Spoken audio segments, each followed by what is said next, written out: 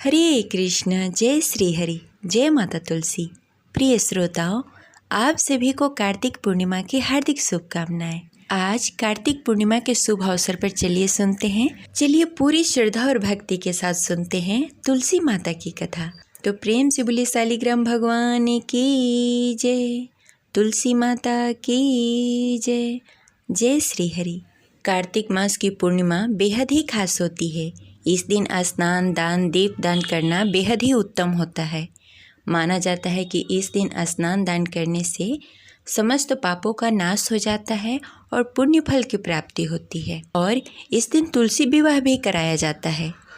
जो लोग देव उठानी एकादशी के दिन माता तुलसी का विवाह नहीं करा सके, वह लोग कार्तिक पूर्णिमा के दिन तुलसी विवाह करा सकते हैं और माता तुलसी के सामने घी का दीपक जलाकर दीपदान कर सकते हैं। कार्तिक पूर्णिमा के दिन कम से कम 5 दीपक अवश्य जलाने चाहिए, जिससे आपके घर में सुख, शांति, समृद्धि बनी रहे और माता लक्ष्मी का भी आगमन हो। कार्तिक पूर्णिमा के दिन देव दीपावली मनाई जाती है। इस दिन माता लक्ष्मी को प्रसन्न करने के लिए और घर में सुख, शांति, समृद्धि बने रहने के लिए इस दिन कम से कम 5 दीपक अवश्य जलाएं। पहला दीपक आप घर के मंदिर में जलाएं, दूसरा घर के ईशान कोण में, तीसरा रसोई घर में और चौथा निकास द्वार पर रखना चाहिए और 5वां माता तुलसी के यहाँ रखना चाहिए। यह दीपक घी का या तिल के तेल का होना चाहिए।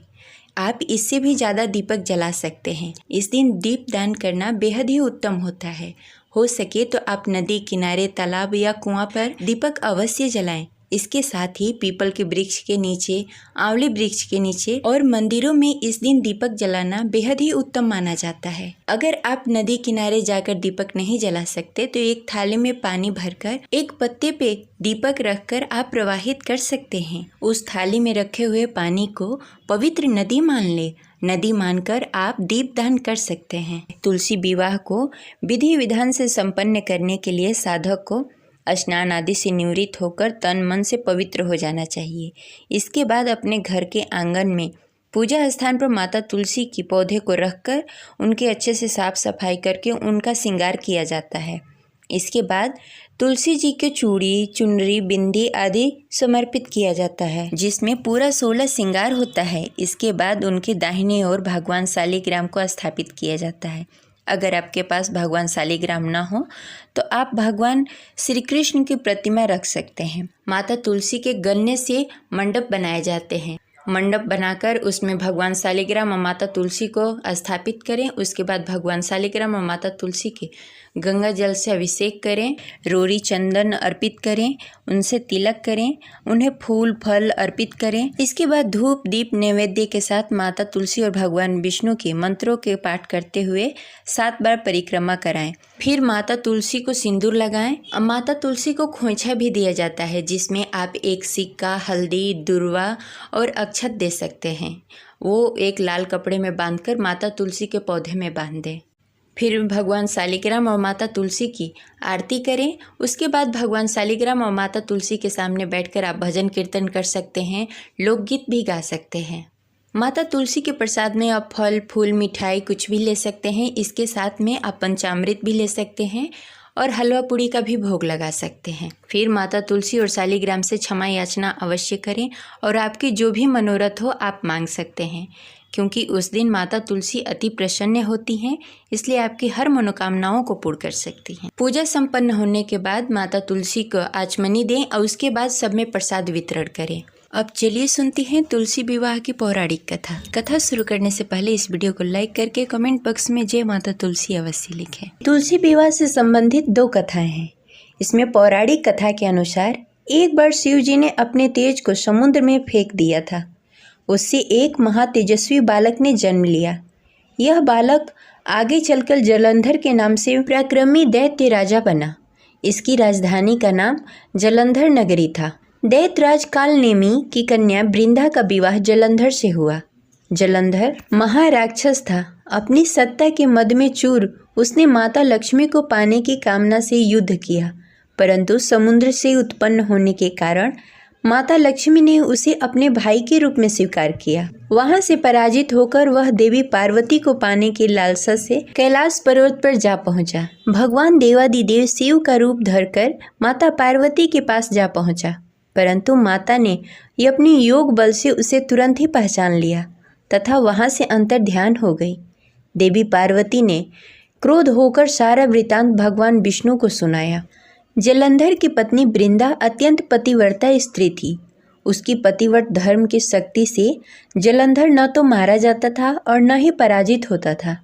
इसीलिए जलंधर का नाश करने के लिए वृंदा की पतिव्रता धर्म को भंग करना बहुत आवश्यक था। इसी कारण भगवान विष्णु ऋषि का वेश धारण कर वन में जा पहुँचे। वहाँ वृंदा अकेले भ्रमण कर रही थी। भगवान के साथ 2 मायावी राक्षस भी थे, जिन्हें देखकर वृंदा भयभीत हो गई। ऋषि ने वृंदा के सामने पल में दोनों को भस्म कर दिया। उसकी शक्ति देखकर वृंदा ने कैलाश पर्वत पर महादेव के साथ युद्ध कर रहे अपने पति जलंधर के बारे में पूछा। ऋषि ने अपनी माया जाल से 2 वानर प्रकट किए। एक वानर के हाथ में जलंधर का सिर था तथा दूसरे वानर के हाथ में धड़। अपनी पति की यह दशा देखकर वृंदा मूर्छित हो गई, गिर पड़ी।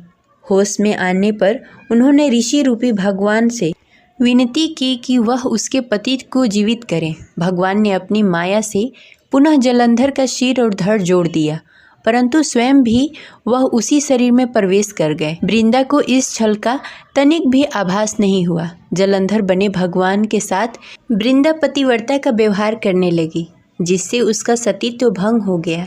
ऐसा होते ही वृंदा का पति जलंधर युद्ध में हार गया। इस सारी लीला का जब वृंदा को पता चला तो उसने क्रोधित होकर भगवान विष्णु को हृदयहीन शिला होने का श्राप दे दिया। अपने भक्त के श्राप को भगवान विष्णु ने स्वीकार किया और शालिग्राम पत्थर बन गए। सृष्टि के पालनकर्ता के पत्थर बन जाने से ब्रह्मांड में असंतुलन स्थित हो गई। यह देखकर सभी देवी देवताओं ने वृंदा से प्रार्थना की कि वह भगवान विष्णु को श्राप से मुक्त कर दे। वृंदा ने भगवान विष्णु को श्राप मुक्त कर स्वयं आत्महत्या कर लिया। जहाँ वृंदा भस्म हुई वहाँ तुलसी का पौधा उगा। भगवान विष्णु ने वृंदा से कहा, हे वृंदा, तुम अपने सतीत्व के कारण मुझे लक्ष्मी से भी अधिक प्रिय हो।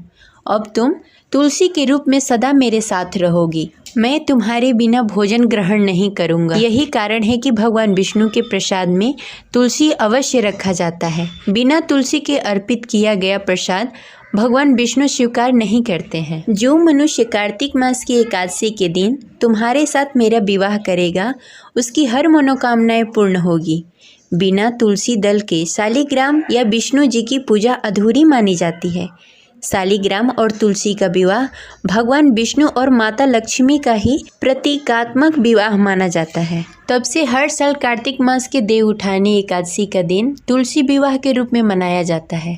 अब चलिए सुनते हैं माता तुलसी की कार्तिक मास में सुनी जाने वाली कथा। एक परिवार में ननद और भाभी रहा करती थी। ननद अभी कुंवारी थी। वह तुलसी जी की बड़ी सेवा किया करती थी, पर भाभी को यह सब फूटी आंखों नहीं सुहाता था। कभी कभी तो वह गुस्से में कहती कि जब तेरा विवाह होगा तो तुलसी ही खाने को दूंगी और तुलसी ही तेरे दहेज में दूंगी। कुछ समय बीतने के बाद जब ननद की शादी हो रही थी, तब उसकी भाभी ने बारातियों के सामने तुलसी का गमला फोड़कर रख दिया। भगवान की कृपा से वह गमला स्वादिष्ट व्यंजनों में बदल गया। गहनों के बदले भाभी ने ननद को तुलसी की मंजरी पहना दी तो वह सोने के आभूषण बन गए। वस्त्रों के स्थान पे तुलसी के चौतरे पे रखा हुआ कलावा उसे पहना दिया। वह रेशमी वस्त्रों में बदल गए। जब उसकी विदाई हुई तब उसकी भाभी ने तुलसी को ही उसके साथ दे दिया। ससुराल में उसके दहेज आदि की बहुत ही बड़ाई हुई।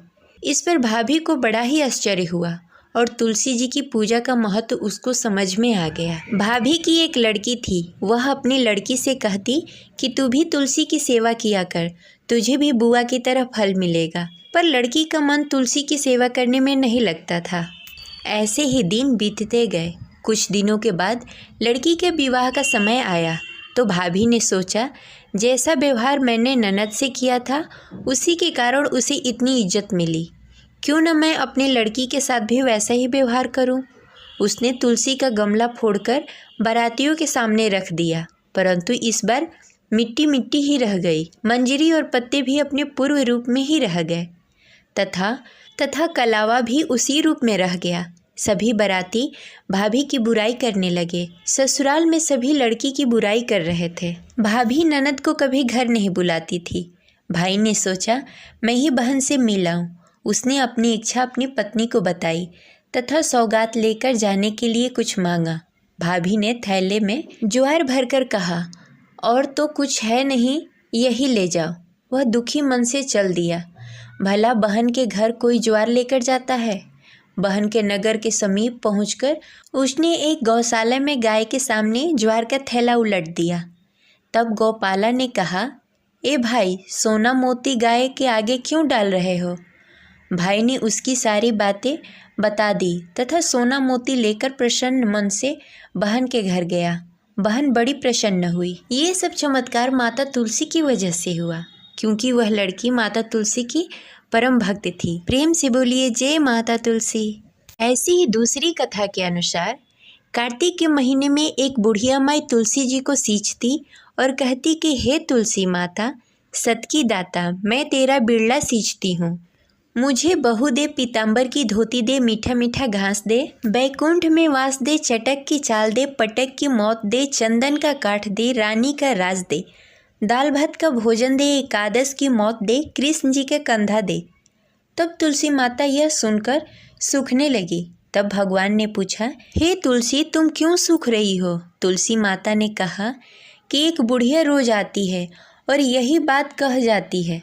मैं सब बात तो पूरा कर सकती हूँ, लेकिन कृष्ण का कंधा कहाँ से लाऊंगी। तब भगवान बोले, जब बुढ़िया माई मरेगी तो मैं अपने आप कंधा दे आऊँगा, तुम बुढ़िया माई से कह देना। जब बुढ़िया माई मर गई, सब लोग आ गए।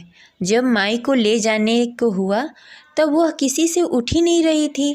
तब भगवान 12 बरस के एक लड़के के रूप धारण करके आए। बालक ने कहा, मैं कान में एक बात कहूँगा तो बुढ़िया माई उठ जाएगी। बालक ने कान में कहा, बुढ़िया माई मन की निकाल दे, पीताम्बर की धोती ले, मीठा मीठा घास ले, बैकुंठ का वास ले, चटक की चाल ले, पटक की मौत ले, कृष्ण का कांधा ले। यह सुनकर बुढ़िया माई हल्की हो गई। भगवान ने कांधा दिया और बुढ़िया माई को मुक्ति मिल गई। हे तुलसी माता, जैसे बुढ़िया माई को मुक्ति दे दी वैसे सबको दे। ये रही आज की कथा। आपको कैसी लगी कमेंट बॉक्स में ज़रूर बताएं और कमेंट में लिखें जय माता तुलसी। हरे कृष्णा।